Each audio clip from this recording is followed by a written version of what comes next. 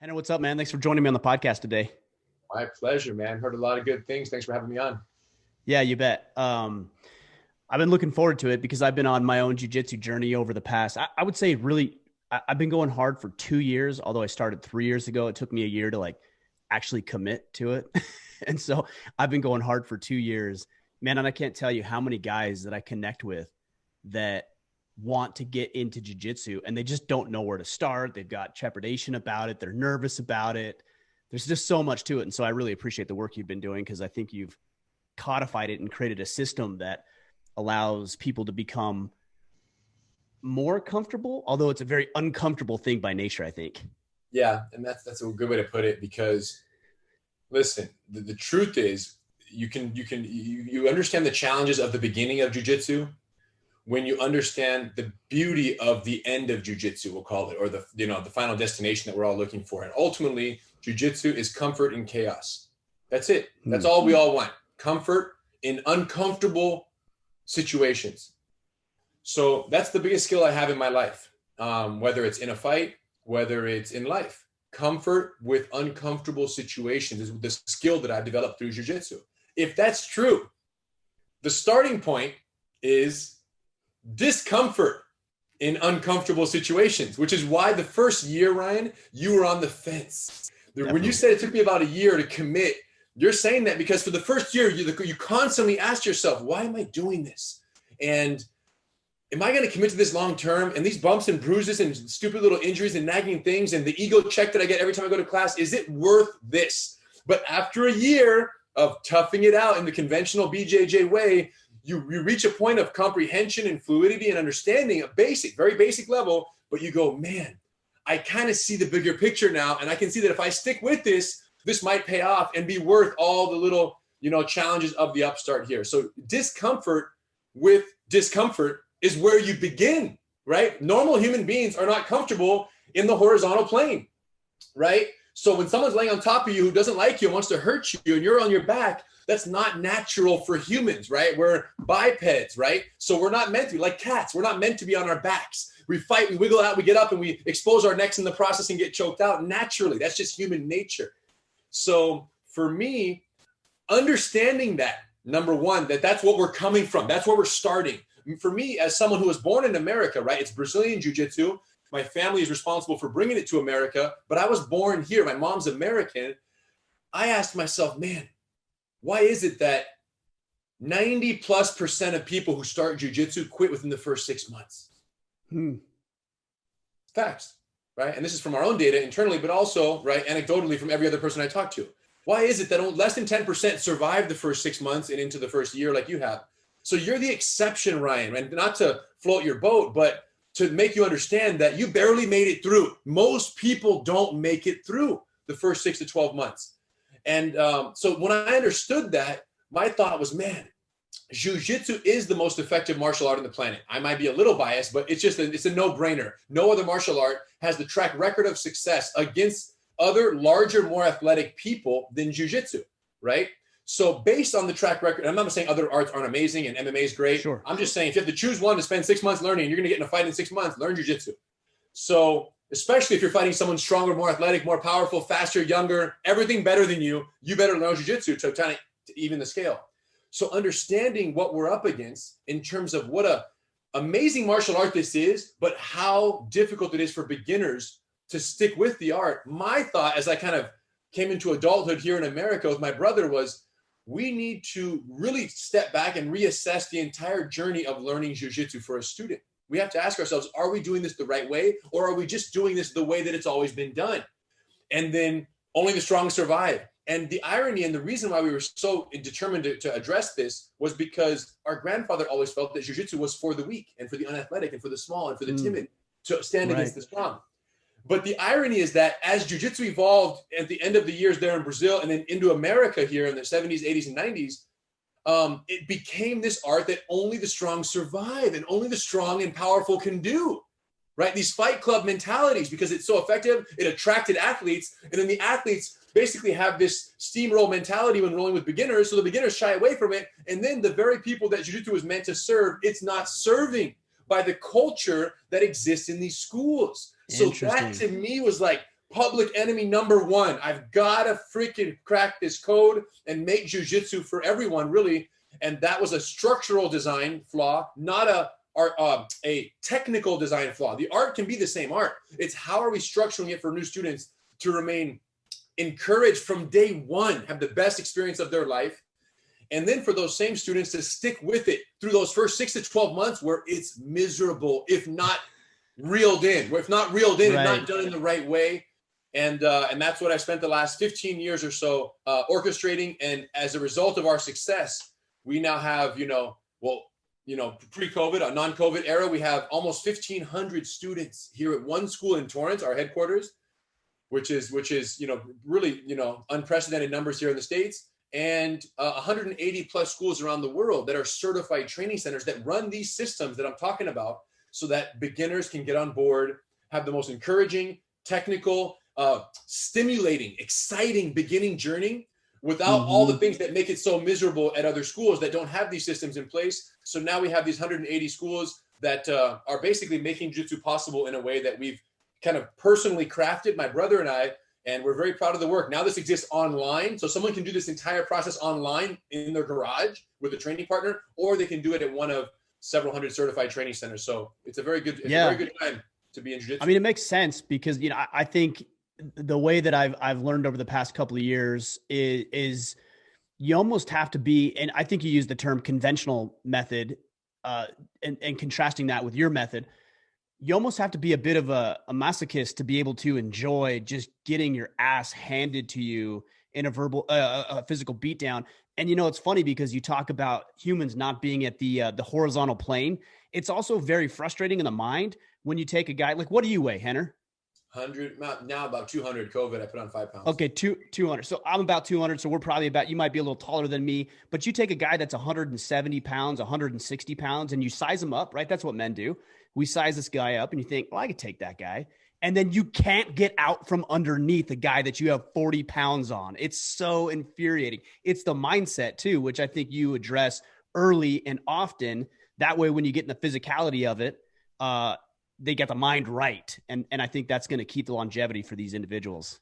Yeah. And for us, listen, at the core, what we did for our beginner program to make it so encouraging is, first of all, jiu-jitsu is a sport and jiu-jitsu is a self-defense system. It's practiced as both, right? And it's possible to practice distinctly sport where you literally never talk about a punch. You never talk about fighting on your back on pavement. You never talk about distance management for strike prevention. You never talk about the other variables of multiple attackers entering when you're in the middle of a ground fight.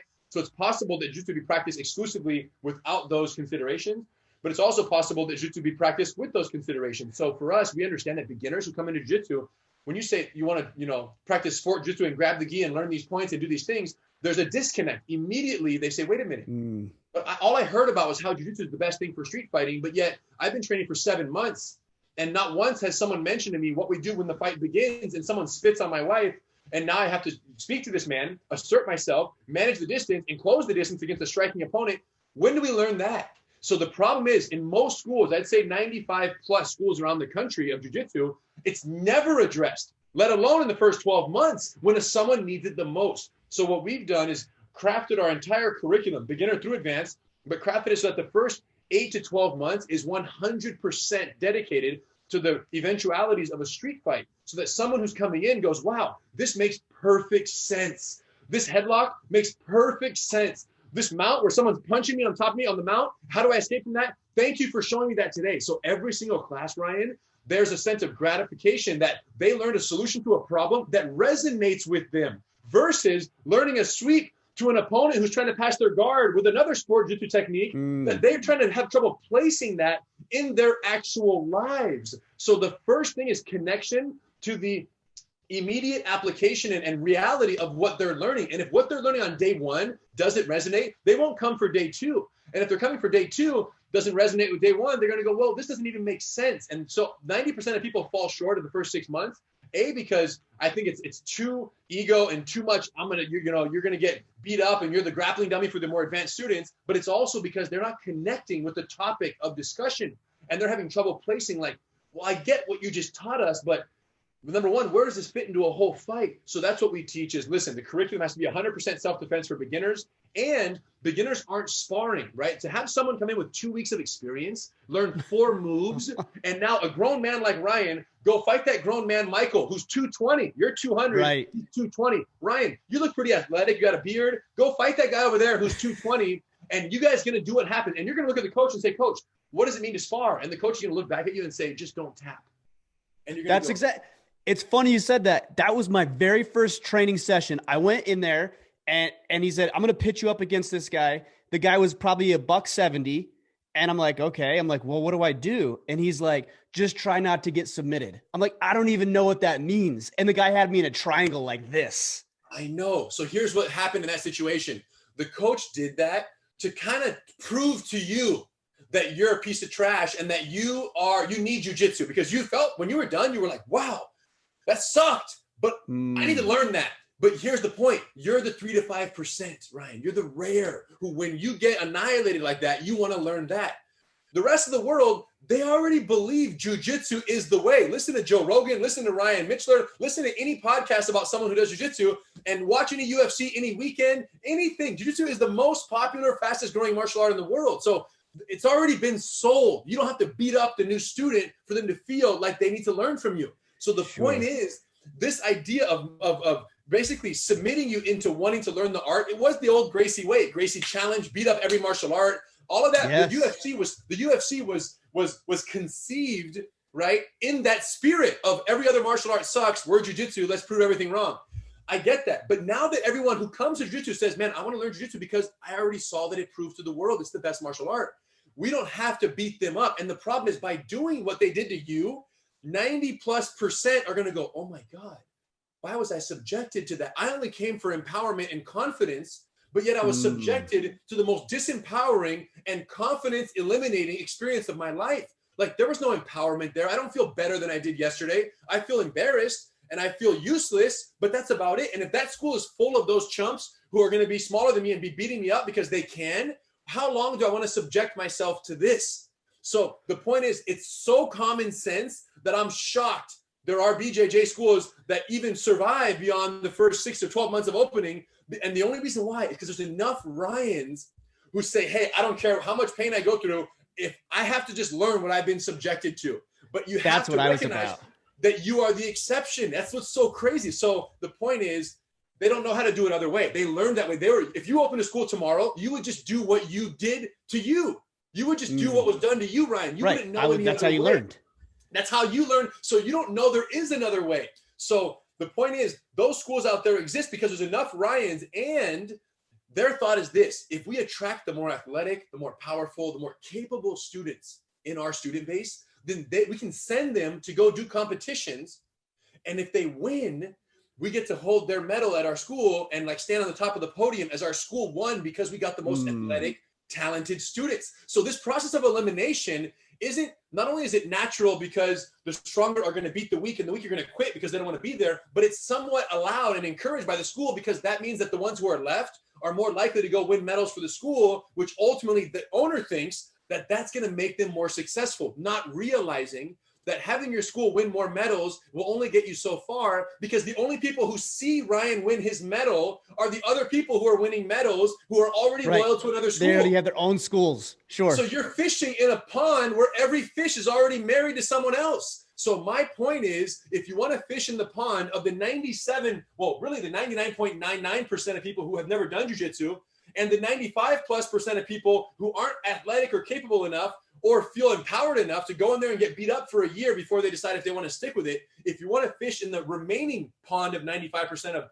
normal humans, you have to create an environment that empowers, encourages, builds, stimulates, rewards, grow. And then somewhere down the line, several months after they learn the foundation of jiu-jitsu and they feel confident in a self-defense situation, they develop all kinds of friendships, right? You have all these friends and camaraderie in the building.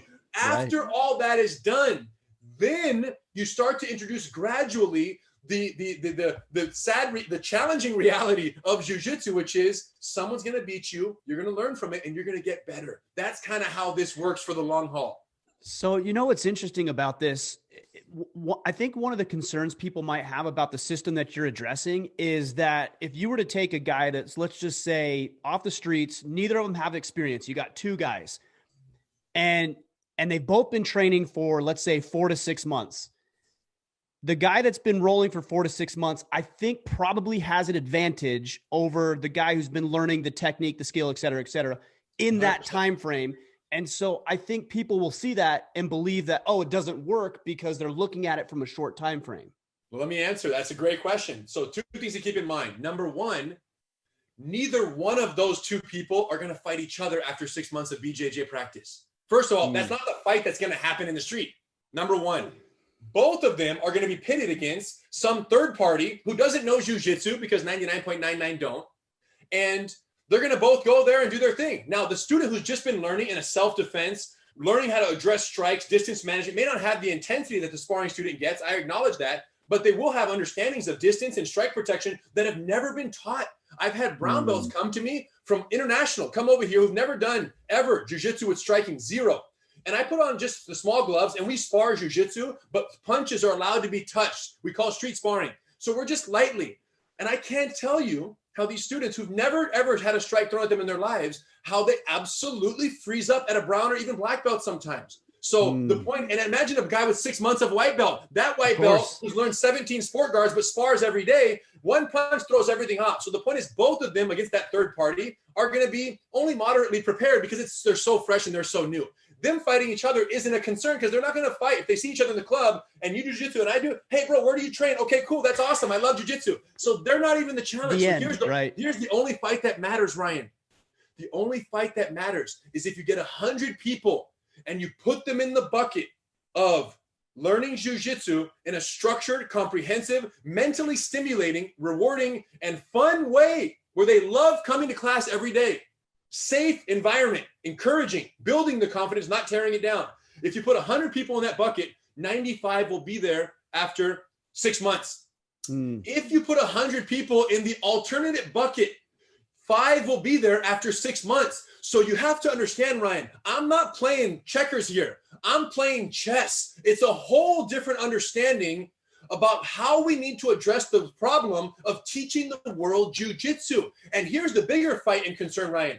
The 100 people that you put in the crazy, we'll call it trial by fire jiu-jitsu bucket, which is this is the most common one around the world. Sure. The 100 people that you put in that bucket, when the 95 quit in the first 6 months, they lose faith in jiu-jitsu, not just that school.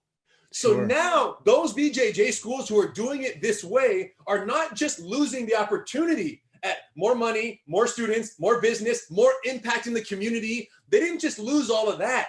They robbed 95 of those students from the relationship, lifelong relationship with jiu-jitsu. And that's where I take offense. And that's why I'm so outspoken about this, because I go, look, if you're oblivious to a better way and you're doing it poorly, fine. But once you become aware that if you protect students for 12 months and then you add them to the rough and tumble, once they know the basics, let them at least learn the basics before you throw them to the wolves. That's all I'm saying. So anyone who advises against that basically is saying they don't care who stays on the jiu-jitsu boat. They just care that the ones that stay, or the 5, I should say, out of 100, are the most savage beasts in the world. And my point is, those are the 5 that don't even need jiu-jitsu. Yeah, they've already got the athleticism. They're going to be fine. Those are the rugby players, the football players, the rugby players, the high school wrestler. The reality is they're going to be okay in a fight regardless. Those are the 5 out of the 100, right? And presumably you liked athletics, like sports, like doing things, got into jiu-jitsu. Yeah, I mean, I wrestled in high school. I played football. I know. Sure. And I didn't know you wrestled, but I just called that, Ryan. What does that mean? There are patterns to this. After 30 years in America of us doing this, there are patterns. And there's no wonder you barely survived, because you had wrestling experience to fall back on to keep you alive during those savage first 12 months. And hey, congratulations. And you're proud. You're like, man, I survived that. So here's the problem. If you were to open a school tomorrow as a purple belt one day or brown belt, you open a school, you're going to say, yeah, I'm so proud of the savagery that I survived as a white belt, that I could not dare create anything other than that environment for the white belts who are going to trust me to lead them. I'm going to create SEAL team buzz. You want them to feel that too. I'm going to create buzz. Yeah, it's almost like a rite of passage, like sorority or fraternity is like hazing. Like you went through it, so you want them to suffer too. Here's the point, Ryan. I went through the wolf pack too. When I was born, it wasn't this The worst way. of the worst, I bet. No, with your family. The 80s and 90s, as a kid in the 80s, as a young adult in the 90s, and in the 2000s, when, my uncles and my dad and the other black belt instructors who had not cracked this code yet, because this is something me and Hidon did in the mid 2000s. Like, this is 2002, 2004, 2005. So before we figured this out as adults, we were already black belts. I am a product of the savagery.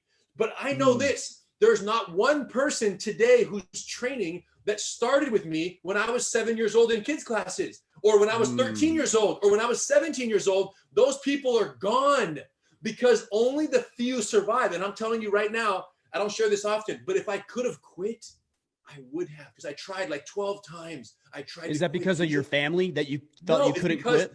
It's because it sucks so bad. The feeling of getting annihilated so frequently by larger, stronger training partners with no consideration of like, teach this, then it was just a freaking mosh pit of negative experiences that especially 12, 13, 14 years old, it sucked so bad that I just didn't want to do it. And then of course I didn't have a choice. I would go home, cry after class, and then have to go back to class. And then it's like, you have to go. I'm like, I don't want to. No, you have to go. Right. And this is what Gracies do.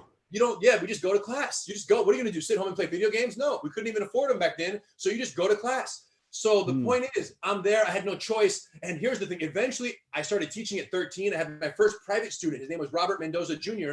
And the kid was getting bullied. He was 5. And I helped him. And I was like, I don't know, $10 a class with Rener Gracie. But I was a kid. And I'm teaching this kid, saved his life, built his confidence. And then at 14, 15, I finally started sparring with adults. And I figured it out. I tapped my first grown-up. And I was like, oh, that feels great. So then I got the bug. And then from that point on, I was just Annihilation Station. And I was the hammer, not the nail.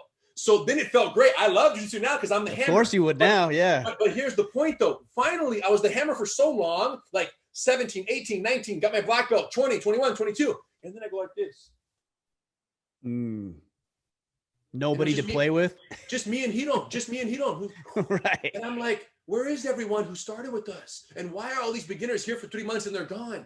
And then I'm like this. And the Gracie Academy, 2003, 2004, I'm sitting back in the Gracie Academy, UFC originator, the center of jiu-jitsu around the world, had 225 students. And I'm like this. And it stayed around that point for years. We couldn't get it over 225. But people were coming in by the droves. So my question was, why is it that we simply cannot crack this 225, 235, 225, 250? You're bouncing in that range, but never consistently, not even close, 300 or more, no way.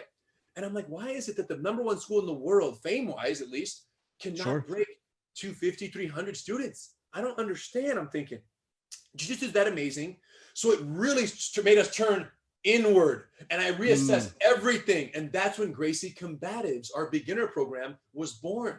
Structured, 36 techniques, 23 classes, do them 3 times each, card system, calendar. Here's what you're going to learn. Here's when you're going to learn it. Here's the order we're going to learn it. And once you complete this card, you move on to the next level. After you pass a test, you move into the master cycle. And that's where things start to get more rough and tumble. But by then, the resilience, the confidence, the foundation, the friendships, the relationships with jiu-jitsu, the friendships with us, the accountability to the school, all of that was so sticky that they weren't going to quit after getting choked out one time by someone better than them. They weren't going to quit because they have so much to stay for. The problem is someone with 2 days of training, 2 weeks, or like you on your first day, there's so little to stay for because you're so new. There's no long-standing friendships. There's no solid foundation of the art. There's not thousands of dollars invested. There's not anything that you're going to say, wow, I can't quit because of this. The only reason you didn't quit because you went, dang, I'm bigger, they're smaller, they annihilated me. And you have a unique DNA that said, I have to be capable of that. I want to know what's going on. Even though it feels miserable to have had that happen to me as a man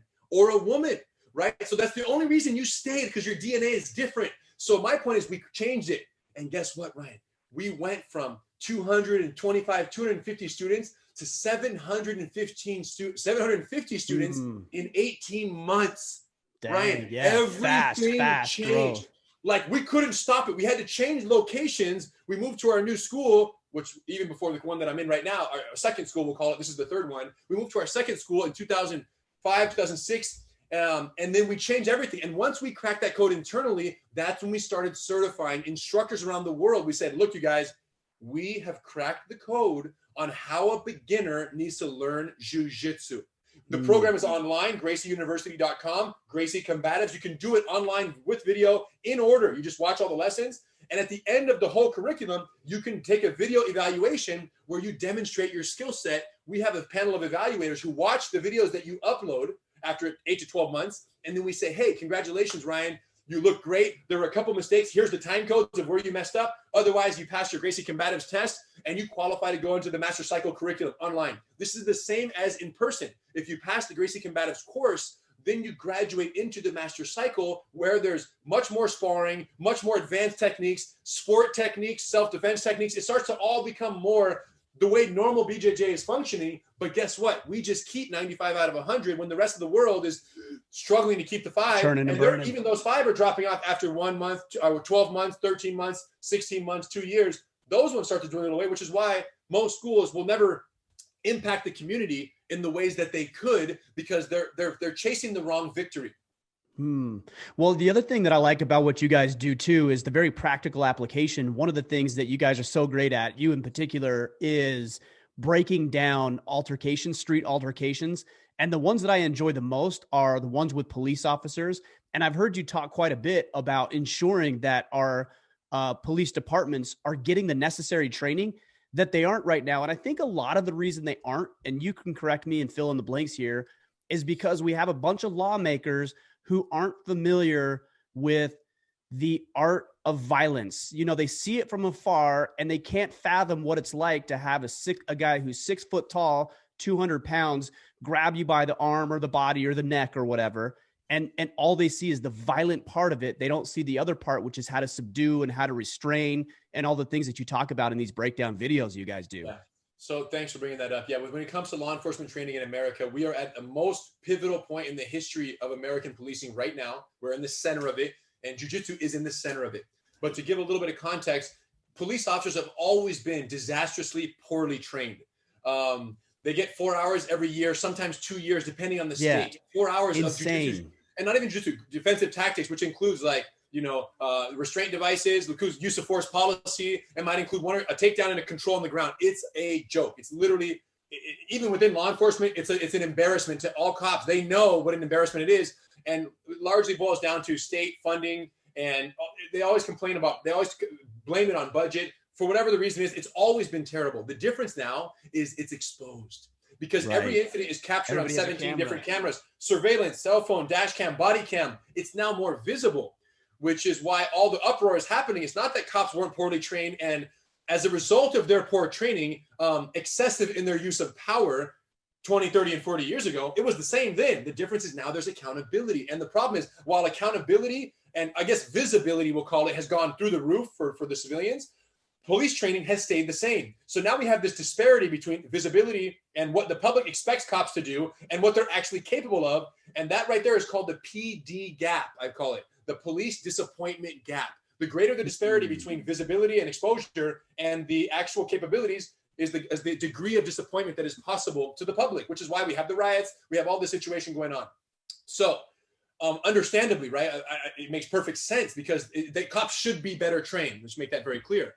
I think cops are the most undertrained professionals in America, I would go so far to say, meaning there's no skill, there's no profession in any professional in any endeavor in the country where we ask them to do more with less training for the task than when we ask a police officer to take down someone larger than them, put them in handcuffs when that person's on drugs and does not want to go to jail at all costs. There's no task that requires more from someone, and there's no task that we're giving less preparation for than cops for that particular type and you're trying to do it in a way to keep that suspect relatively safe. Like, you're not trying to injure the person. You're obviously not trying to kill the person. And it's not only save the suspect, correct, but also appease the visibility of the people around them. It has to be camera friendly. The optics of it. The optics matter, because if your use of force is justifiable is one thing, but if it's justifiable to the officer or justifiable to the general public are two separate things, right? As they say, it's lawful. It might be a lawful use of force,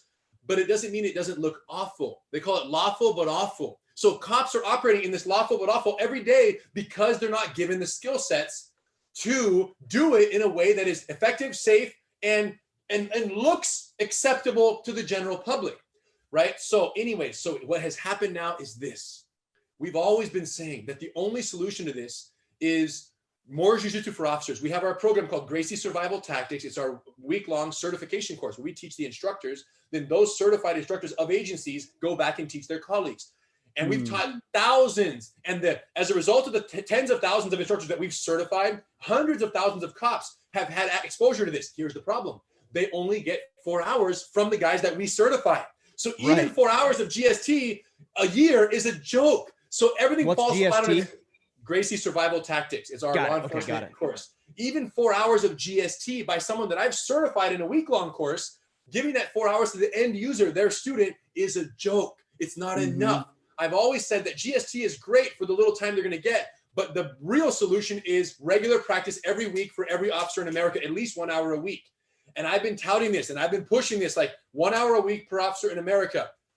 Falls on deaf ears until Marietta, Georgia, our agency in Marietta, who is a GST certified as of 11 years, Marietta, Georgia, Major Jake King, GST certified, takes it upon himself and says, we're going to do this. They had a video go viral in Marietta where it was in a restaurant, you know, the standard video, 4 cops, 1 guy punching him a whole bunch, unnecessary, trying to beat him down. And the public uproar and the whole thing happens. And they go, wait a minute, how can we expect better if we don't provide more? That was the conclusion. So what did they do? They agreed to sponsor all of their officers in the agency with free jiu-jitsu, off-duty jiu-jitsu practice at a carefully vetted, civilian-owned and operated jiu-jitsu academy. So now the department is paying for these officers to go train. They provide the uniform, they pay for the classes, the cops go train. And they did it. And they did it for 18 months. As of 18 months ago, they started, Ryan. And we have all the data. And I'm going to recite some of it now, but I'm just going to say here, the website where you can see it all is gracieuniversity.com/reform. It explains all the Marietta case study. And anyone who's listening right now who is in law enforcement, you have to see this. And once you see the data, you can even contact Major King through our website. We can set you up to talk to Major King, who's done what I'm about to tell you.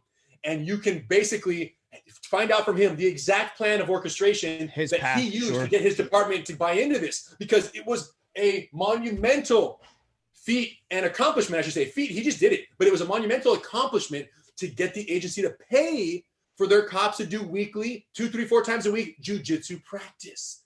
So here's what happened. It's a small agency, 150 officers, 145, 95 of them opted into the program.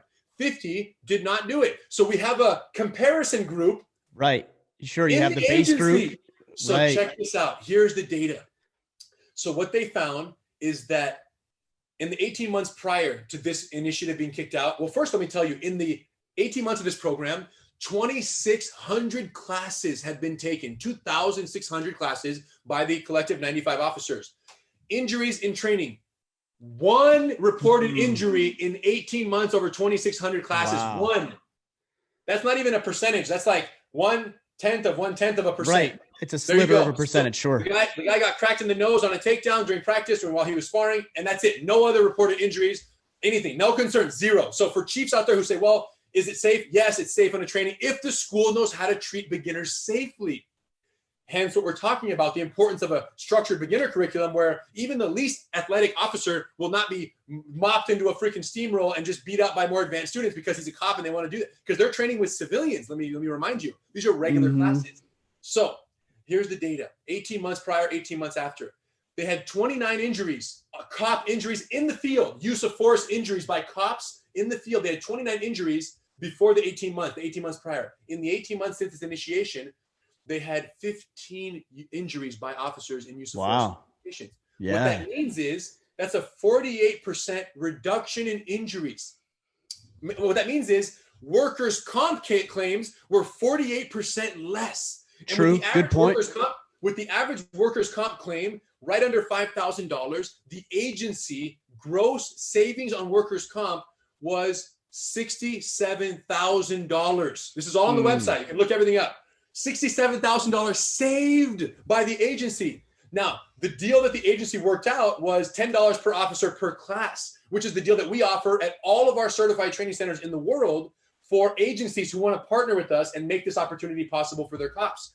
$10 is like, it's a steal on top of a steal, right? Right. And they only so you're like $26,000 for that investment. Yes. Right. And the point is $26,000 of training. And here's the best part is that they only pay for the classes they show up to. So we don't do monthly memberships for these cops. We do invoice at the end of the month for the cops who show up. So the agency literally only puts out for a cop who actually took advantage of this amazing opportunity. So $26,000 invested, $67,000 gross savings. The net savings is over $40,000 for the agency in Marietta.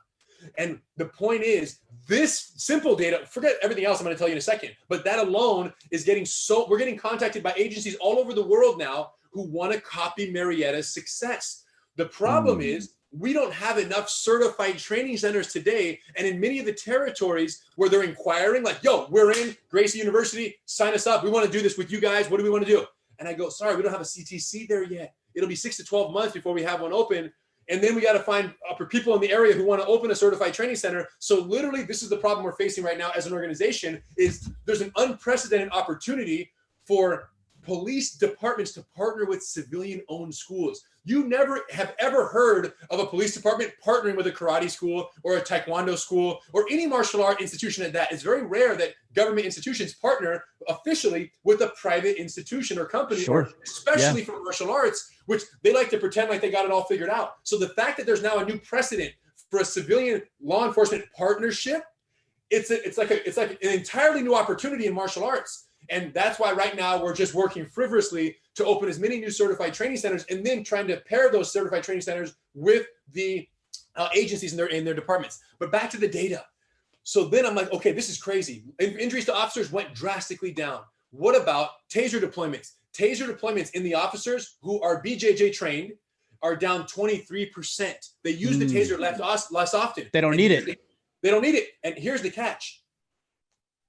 The times that they do use it are not in the face-to-face fight altercation. They're using it when someone is fleeing arrest. They're running away from. So they're using it to end a foot pursuit drastically more often than when they are face-to-face altercation. An encounter, sure, right. Sense.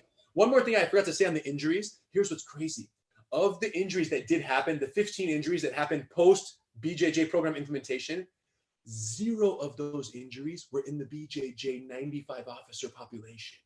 Oh, really? Yes. All in the base level. It's all in the data there. So they're all in the comparison group of 50 officers who have not yet adopted jiu-jitsu, which makes perfect sense, because when you only operate in the vertical plane, you get injured when you go horizontal. But when you're practicing jiu-jitsu horizontally every single week, several hours a week, when you get in a fight on the job with your duty belt and your vest, it's just another day at the office.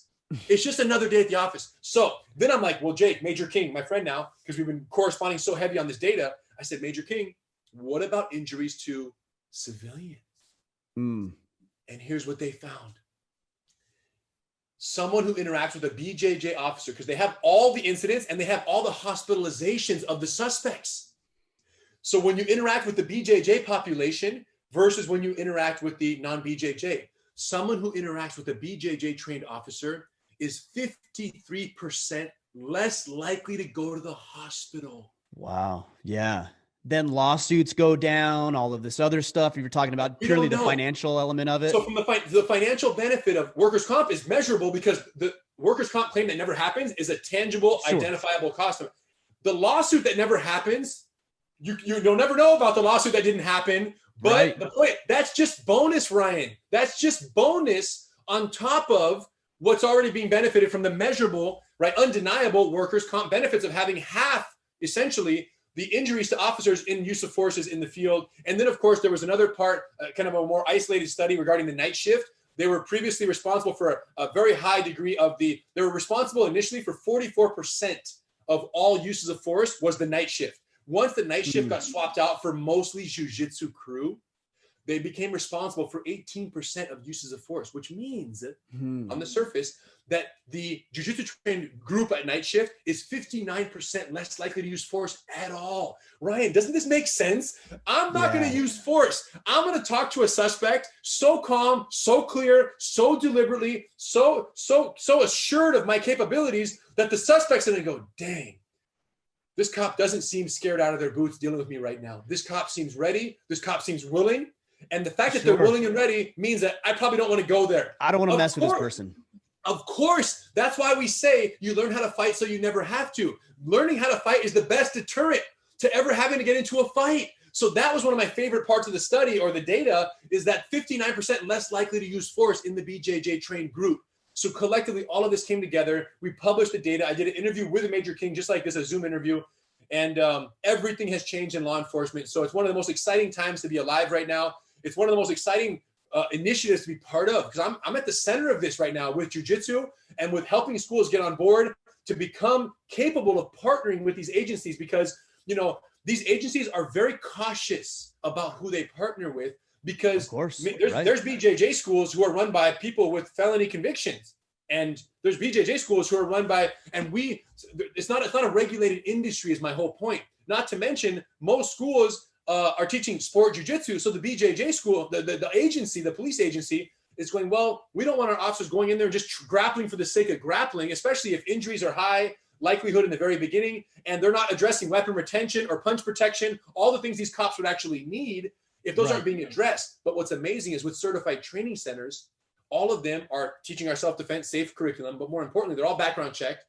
And equally importantly, every one of them becomes certified to teach Gracie survival tactics. So in addition to the civilian programs, at the CTC, they're allowed to offer our proprietary law enforcement defensive tactics program.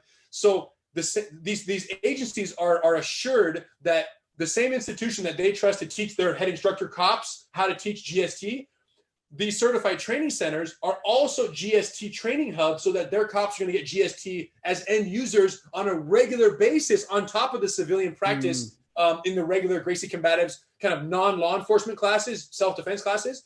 They're also going to get all the law enforcement adapters, which means what? Weapon retention, how to do everything with your duty belt, how to transition every submission into a cuffing procedure, and how to make sure that you're taking all the other variables into consideration as a law enforcement officer, making sure to include those verbal commands, making sure to address other potential threats in the crowd while you're dealing with the suspect. So there's just so much language and so much reality around law enforcement training that's different than just BJJ for the sake of grappling, that we make sure all of those get addressed in these GST supplementary classes that these partnering agencies are benefited to. Not to mention, all of these curriculums are online. So when an agency partners with a training center, all the cops in the department get free online access to all this material. So it literally, I signed 2 contracts yesterday for agencies that are now partnering with. So it's going now. It's 100 person to 150 person agency, 70 person. We're on the brink of signing an 800 officer agency up there in Virginia. So it's literally, we can't stay in front of it right now. And well, there's another non-tangible here, I think, that we haven't touched on as well. I would imagine, without the data, I'm sure you have more of it than I do, of course, that recruiting for police departments is at an all-time low, I imagine. But when a potential prospect realizes that his police chief and his department is going to give him the training required to do the job effectively, it's easier to recruit the best people. That's not just the hall monitors of the school. You know what I'm saying? That's not an assumption, Ryan. Marietta already told me that they're having people transfer from other agencies and I imagine and come in from around the country to apply in Marietta, and recruiting is very expensive for agencies, right? So the fact that they have this perk of, your jiu-jitsu is paid for. You find some guys who are talented already in jiu-jitsu, it kind of comes way backwards, right? True. Instead of becoming a cop then going to jiu-jitsu, now you're getting people from jiu-jitsu to become cops because they see an agency that respects their skill set, number one. And number two, they see an agency that's going to basically pay for them to train, which is what most BJJ people who are, BJJ like absolute fans want to do, is just be sponsored to do jiu-jitsu, right? Like, what a dream job. Of course. So that's what's happening. And Marietta already confirmed. And I expect more and more stories like that to come, where if an agency is 100% pro jiu-jitsu, you're going to get the best candidates who know jiu-jitsu. And as a result, are be able to de-escalate. You can learn all the other stuff. What you can't learn is confidence. True. Like, I'm talking about not uniform confidence. I have a gun, I have a badge, I'm a cop, listen to me. I'm talking about strip away all the badge and gun. Right. That's all bravado. Who's left? Right. And jiu-jitsu gives you a substance that the badge and gun can't give you, because those are tools and they malfunction. But my jiu-jitsu is always with me, even when my taser fails in the field or you get a misfire, whatever.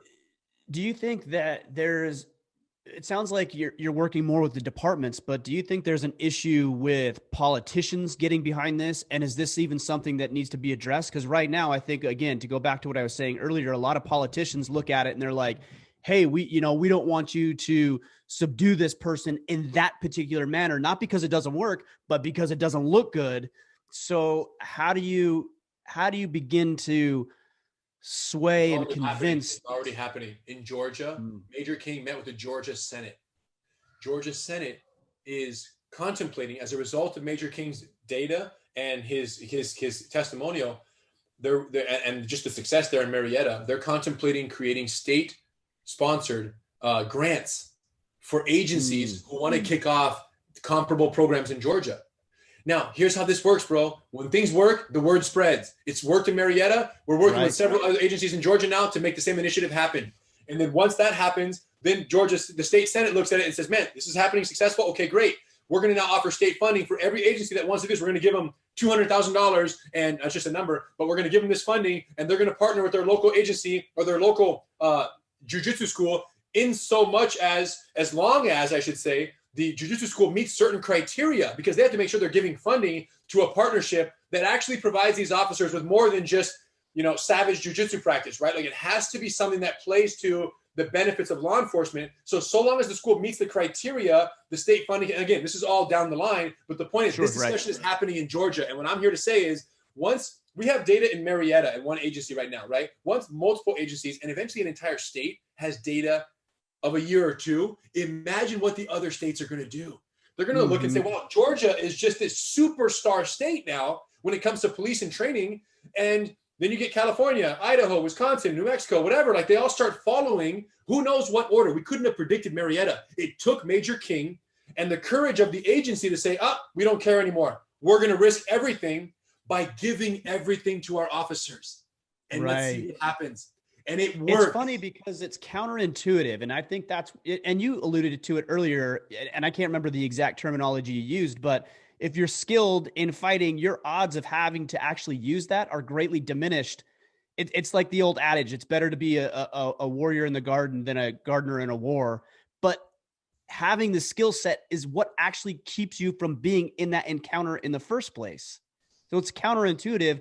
And most people, I don't think, dig in. They look at it like, oh, that's violent. I don't know, that's violent. I don't want to deal with that. And they don't see the full picture of it. They're seeing it now, bro. And this is helping having me on the podcast here. And I'm getting out and getting on as many podcasts as I can to share this information, because it literally is just education at this point. And with social media, it's never been so easy to educate so broadly. So I'm talking to chiefs right now. This is the data for the chiefs. I'm talking to police officers and users, street cops who see this data and say, hey, we got to pass it up to my lieutenant, who can then show it to my chief. I'm talking to BJJ school owners, especially, saying, look, you guys, you can keep doing jiu-jitsu the way you've always done it and keep getting the results you've always gotten. Or you can reach out to us, right? Go to GracieInstructor.com and look into what does it mean to become certified. Not only are you going to grow on your civilian business, but you're also going to grow in the possibility of being a school that is positioned to partner with a police department. Mm-hmm.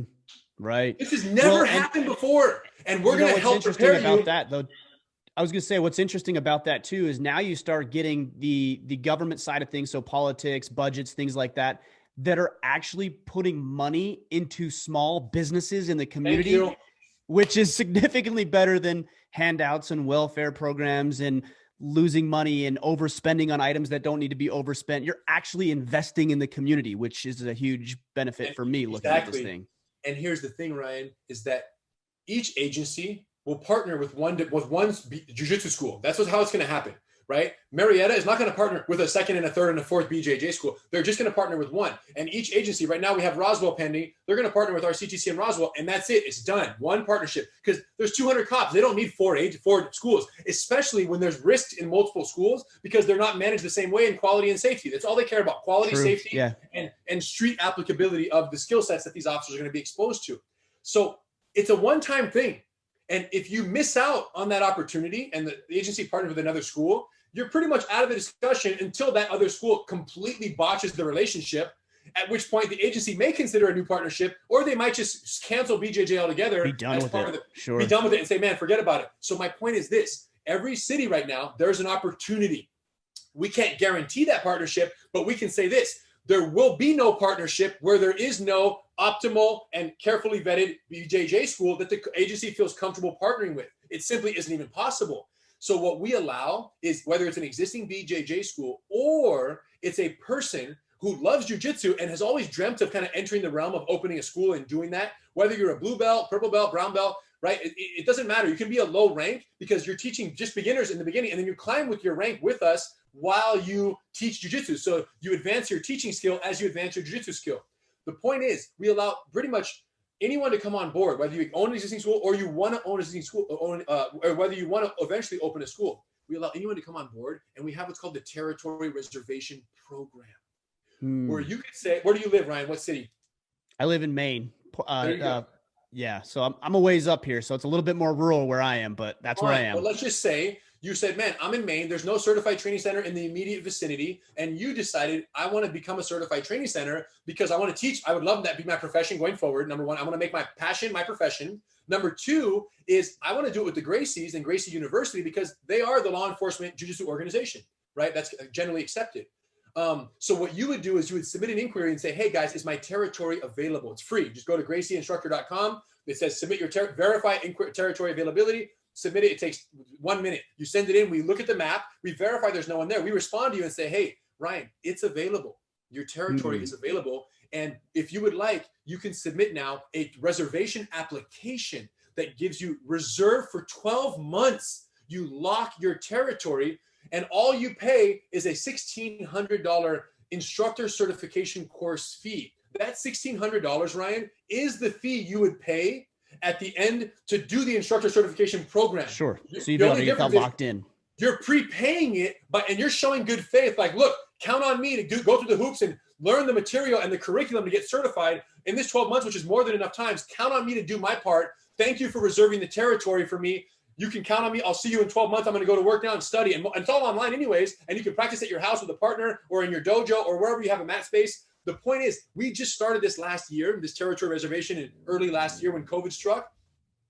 And we've had over 200 reservation territories submitted within the last 12 months. So, and we have 180 schools open, 200 in the pipeline. And right now they're coming in every single day from all over the country. People are locking in those territories. And what I'm out there saying to the world is, listen, if you have even the slightest inclination of wanting to open a jiu-jitsu school one day because you love jiu-jitsu and you love what it did for you, and you would love to do that for other people, that the Gracie University instructor path and the certification process and the certified training center model is the one you want because it's going to service the community in the greatest way possible, plus the law enforcement partnership. So if you've ever had that inclination of wanting to do that, at least lock the territory up so you have the opportunity. Because if someone else does in 12 months, and then let's say 6 months from now, you say, I want to become a CTC, certified training center.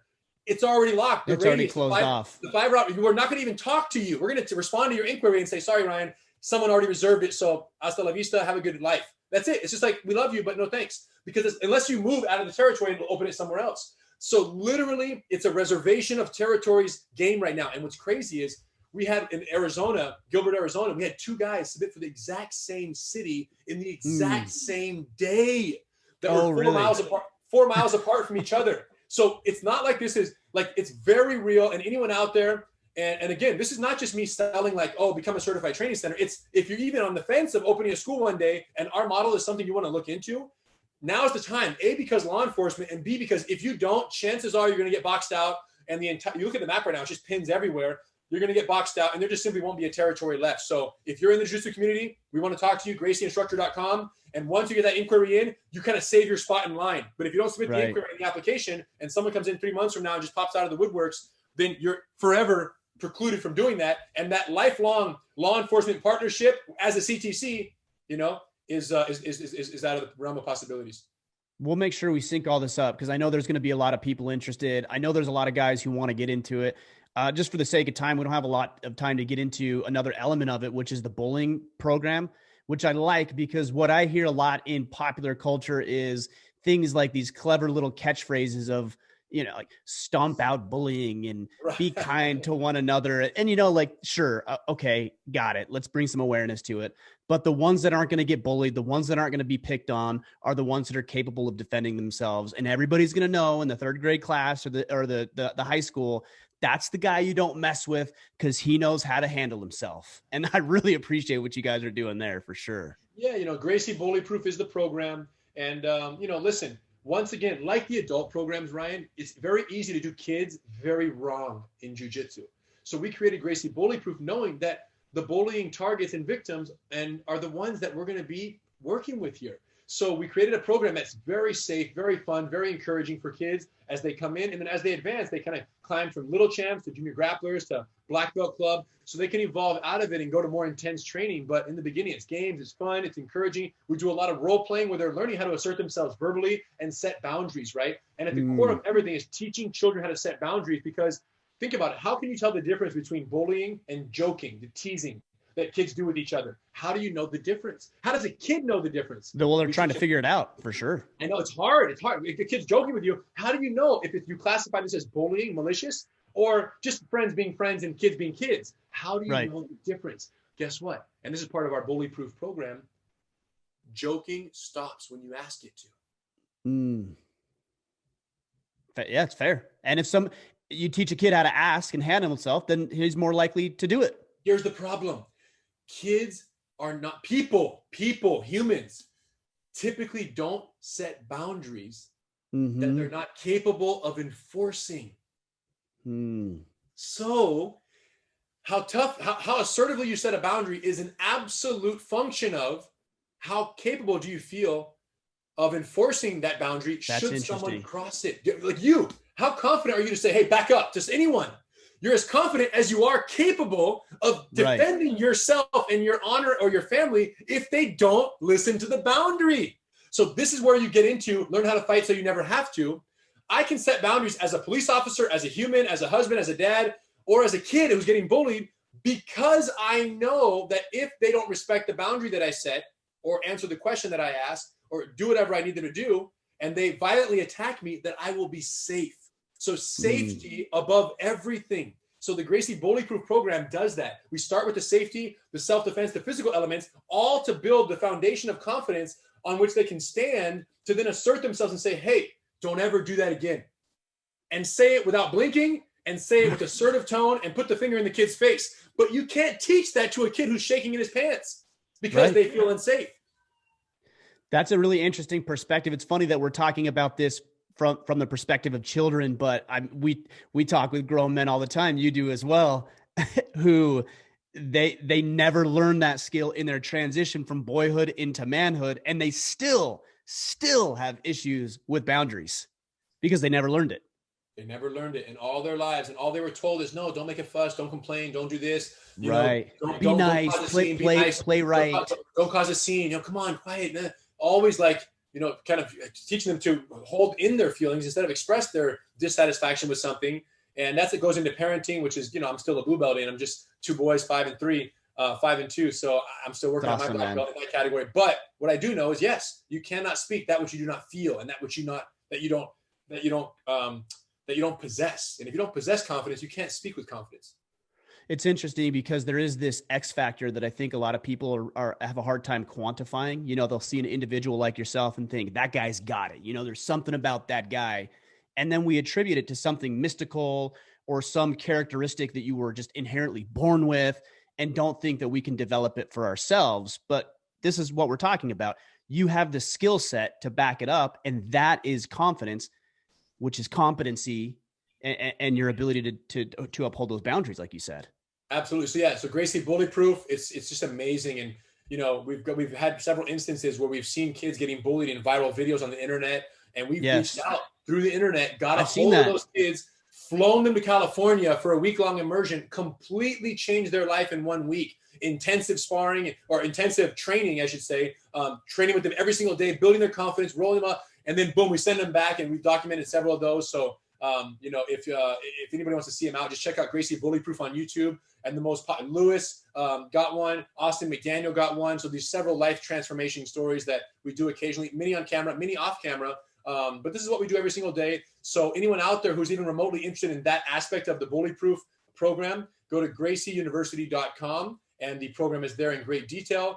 And then we also have certified training centers where this program is taught in person, right? So opening new schools every day. So you can go to gracieuniversity.com/CTC, Certified Training Center, CTC.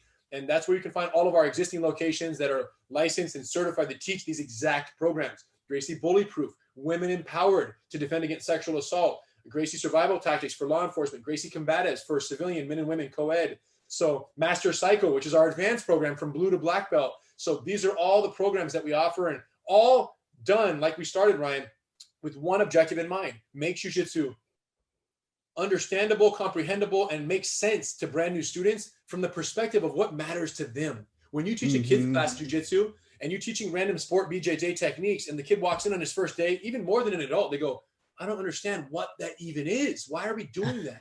But when you teach a kid on your first day, he walks in, and I go up and I say, hey, what would you do if someone popped you in the shoulder like this and then grabbed your backpack and pulled it onto the ground? All of a sudden they go, holy shoot, I'm in the realest place in my life. This happens, my friend. I know exactly what he's talking about, and I don't know what I would do.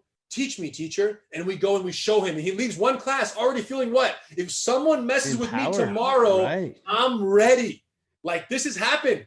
And I'll be like, yo, tomorrow when the kid, and they had victims come and they say, Henry, this guy does this, or he says this, or he's doing that. I say, look at me. Tomorrow when he does that, I want you to walk up straight to him. Don't say anything tomorrow, because you already said and he never listened. All you're going to do is step in with one foot and push him as hard as you can with two hands. Boom, power push right in the chest like this. No, harder. No, harder. Okay, like that. If you hit him like that, it's never going to happen again. And boom, he goes and he pushes him. And he said, Henry, I did it. And he fell down on the ground. And then he asked, why did you do that? And I just said, why did I do what? And then that was the last we ever spoke, and he hasn't messed with me since. So the point is, do you feel like this creates any sort of, has it ever created any sort of delusion for people where they believe that, hey, I'm more qualified or capable than I think I am, where they start to get a little inflated here more so than they maybe deserve? Listen, humans are so innately wired, as are all mammals really, that freaking bigger lion is going to kill the smaller lion. Do you understand? The little lion's not delusional at any point thinking I can kill that bigger lion.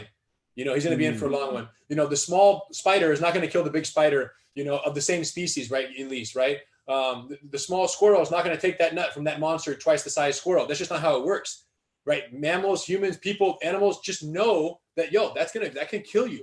So what we're teaching them is so far against the natural DNA and wiring of a human, in the sense of, this bigger person does have an advantage. There's no doubt, right? That's just the nature of nature.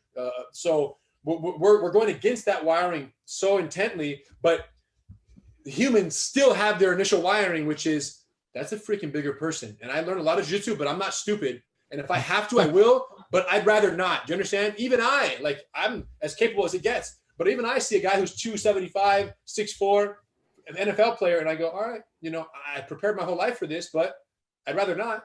Unless we're just, going to do this for scientific experimentation reasons, then let's do this. You know what I'm saying? Like, it's fun and games, right? But the point is, and I think you also, and I think you also understand when you're intimately familiar with these situations, you understand the ramifications of it, right? It's not comfortable to get punched in the face. It's not comfortable to get somebody squeezing their arms around your neck, and you don't want to have that happen. So you de-escalate to the degree that you can, because you realize the consequences of escalating the situation. Yeah. Doing jiu-jitsu really teaches you the totality of a physical altercation.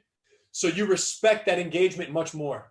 You see what I mean? Someone who doesn't know how to fight, someone who's not getting, rolled up on mats on a regular basis, that person kind of walks around the world. And like Joe Rogan says, the average guy thinks he's a 10 times better fighter than he actually is, right? Or whatever. He's a 100 times better fighter. They overestimate their fighting ability, right? And that rings true here. And so I think someone is much more likely to have an inflated sense of confidence and capability who does not do any martial arts than the person who actually practices. And like you said, is humbled, is aware, knows what they want to not be part of, because even though you might do great in practice, you still get caught, you still lose. So you know that you're not invincible. And that sense of reality will definitely caution you from getting into a fight that doesn't need to be got into.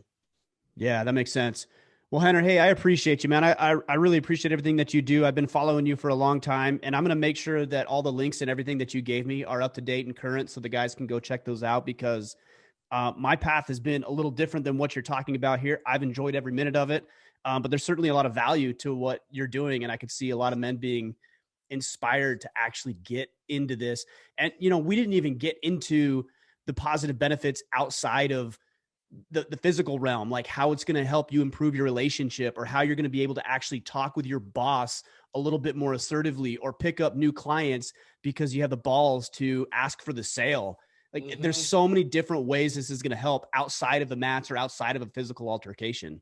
It's going to actually, in those ways are actually, if you put them all on a scale, they weigh more and are more frequently applied than I don't get into street fights, but I use jiu-jitsu every single day in the boardroom, like every single day in business and in family and in relationships and in negotiations and in leverage, right? So absolutely, you're right, 100%.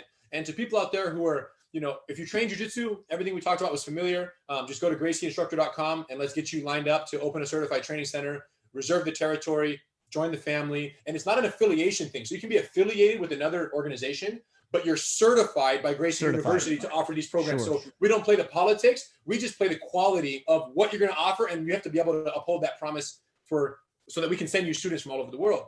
But for those of you who have not yet ventured into jiu-jitsu and are contemplating it, or are fans of Ryan's in the show here, what I'll say is this, if there is a certified training center, start there, at least so you know what it is. And you can go, wow, this was very safe, very fun. And then venture off and try any other school you want so you have a comparison.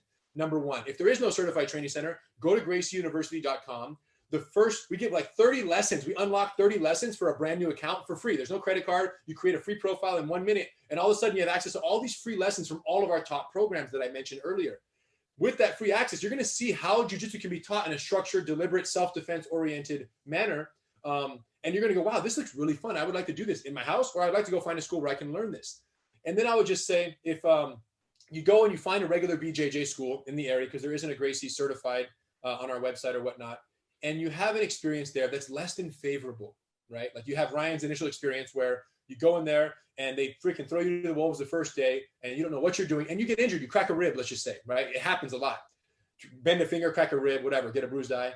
And you leave and you go, wow, why did I do that?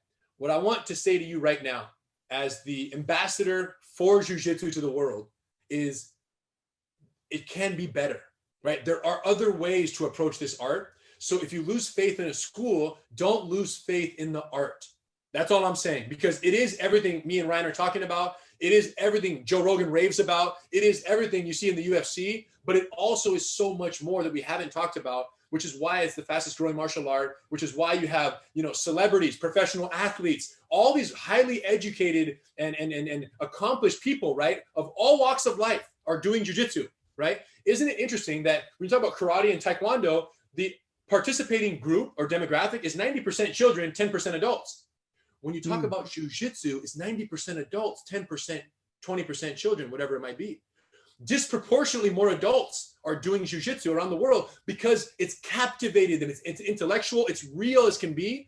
And no offense to other martial arts, which have great specific skill sets, but I think there's something so real and so stimulating and so tangibly effective about jiu-jitsu and undeniably proven that adults go, well, dang, if I'm going to do anything, I want to learn something that has been proven for the last 100 years by this Gracie family to be effective in combat and is adopted by the U.S. Army and is now adopted by law enforcement nationwide. If I'm going to learn how to protect myself, it's now more realistic than ever. I can do it via jiu-jitsu. So the point is, don't let the messenger kill the message. Don't let the pizza delivery guy have the fact that he dropped the box and the pizza went face down. And then when you open it, all the cheese is on top of the box. Don't let that ruin your relationship with pizza. It was the delivery guy who messed it up. So the point is, don't lose faith in jiu-jitsu. It's more amazing than any of you can ever imagine. Just be sure to give it another chance if your initial experience is anything other than what you hope for and what you expect and what you want from jiu-jitsu. Now, you could want what Ryan got, and then you're going to be good to go. Or you could want the alternative, a more gradual, safe, structured approach, and that experience would not be so favorable to you. So I can't choose what you want. I'm just saying, if you don't get what you want, don't lose faith in jiu-jitsu. There's a way and there's a place. And there's only one last thing, Ryan, that I want to share before we broke, which is just the incredible sadness and frustration that comes when you're out with your family at a nice walk in the park, or you're at Disneyland, or you're having a good day, and you're wearing your favorite sweatshirt and it gets hot, where now you regret having brought your sweatshirt, right? So what happens is you're walking around. Yeah, I want to see this, man. Look, here's the problem. You take your sweatshirt off, and what happens? Invariably, you take off your sweatshirt that you thought it was goes around the waist. we're all going to go for the fanny pack, right? And the problem with this is, besides the fashion concerns, if you sit down, it gets wet, it gets stuck in the bike wheel. This is a safety hazard, and it falls off sometimes on the bench, and you walk away and forget about it. And then you got the European Yacht Club, which no one wants to be part of. And even worse, this is the one I went for, the wannabe cool guy, where you go over the shoulder. But now if you get into a street fight and you bend, it's going to fall in the grass. So fear no more, you guys. Never, again, check this out. We invented the solution. You hold the sweatshirt upside down. Look at the outside, you see nothing. On the inside, there's the patented pouch. I reached inside the secret pouch, one pull, turn it over, my hoodie goes in, and look, in a matter of seconds, we have a fully functional backpack. And right here, you have pockets on the inside for your wallet, keys, cell phone. You can put another sweatshirt inside. You can put your water bottle inside. And look at, best of all, we got the slide and bite technology, so you can tighten this up. And now the pack is going to stay tight and it's going to be like secure. So no matter what you got to do, it's not going to bounce around and hit you in the face. If you get into a street fight with this, not only will it not fall off or get, messed up, if you need to pull guard, you actually have a built-in mat on your back so you can do your jiu-jitsu and not get all scuffed up. So the point is, what jiu-jitsu is to martial arts, quick flip is to hoodies. And I invented this on December 27, 2016. We went on Shark Tank, we killed it. And now these are selling all over the world. Yeah, you Amazon, did a deal with Lori, right? Yeah, Lori from Shark Tank. And it's just been a crazy whirlwind now. It's taken a whole life of its own, fully owned, fully kind of operated by my COO, Jordan Talmore, who's just an amazing guy, runs the whole situation. But anyone who's interested, go to quickflipapparel.com and check it out. Run it up on Google, check it on Amazon. We do customization. If you own a business, if you own a jiu-jitsu school, a martial arts school, a corporation of any kind, or team, or sports, or whatever, we do customization as well, right? You can put your logo on the backpack and on the hoodie. So why, right? If you have an Alavanca hoodie, you might as well have Alavanca on the hoodie and on the backpack as well. Gracie, whatever team, whatever corporation. So anyone who wants to get down with wholesale, customization, or just buy one for yourself and your family, check it out online. And it'll be, once you go quick flip, you can't go back, because the efficiency of having your backpack be your hoodie is just, it's unmatched. And then now you go to Disneyland, when they open up again, and you can't bring a regular jacket, because that after 30 minutes and you start to sweat, that jacket becomes a liability. And you don't want liabilities, you want assets. I dig it, man. I dig it. I dig your creativity. I dig your marketing skill set. As a marketer myself, I love seeing it. I also dig everything that you've done in the jiu-jitsu world. We've got birthday season coming up in the Mickler household, so I think I know what the kids are getting. So we'll make sure we stay in touch. But yeah, I'll sync everything up for the guys. Rener, appreciate you joining us today, man. Thanks for taking some time. Thanks, man. Congratulations with everything. We'll talk to you soon.